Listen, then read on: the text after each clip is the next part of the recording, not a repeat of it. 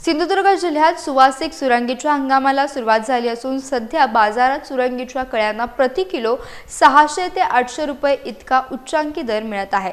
वेंगुर्ला, सावंतवाडी आणि कुडाळ तालुक्यातील जवळपास 15 गावांमध्ये सुरंगीची मोठ्या प्रमाणावर लागवड केली जाते। मात्र यावर्षी बदलत्या हवामानाचा परिणाम झाडांवर झाला असून उत्पादनात काहीशी घट होण्याची शक्यता वर्तवण्यात येते आहे। सध्या फुलांना प्रति किलो 100 रुपये भाव मिळत असून स्थानिक बाजारपेठेत सुरंगीचे गजरे आणि वेण्या 50 ते 60 रुपयांना विकल्या जात आहेत।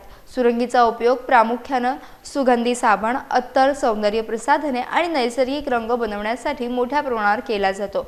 पुढील आठवड्यात उत्पादनात वाढ होण्याची चिन्हे असली तरी सध्याच्या विक्रमी दरामुळे शेतकऱ्यांमध्ये आनंदाचं आणि समाधानाचं वातावरण पाहायला मिळत आहे। साधारण महिनाभर चालणाऱ्या हंगामामुळे जिल्ह्याच्या ग्रामीण अर्थव्यवस्थेला मोठी चालना मिळत असून सुवासिक फुलांच्या सुगंधाने बाजारपेठा पूर्णपणे दरवळून गेल्यात। हंगाम यावर्षी कमी आहे। पाऊस लेट पर्यंत उशिरापर्यंत असल्यामुळे यावर्षी थंडी परत हे धुकं बिकं पडल्यामुळे हंगाम थोडासा कमी आहे, बऱ्यापैकी कमी आहे।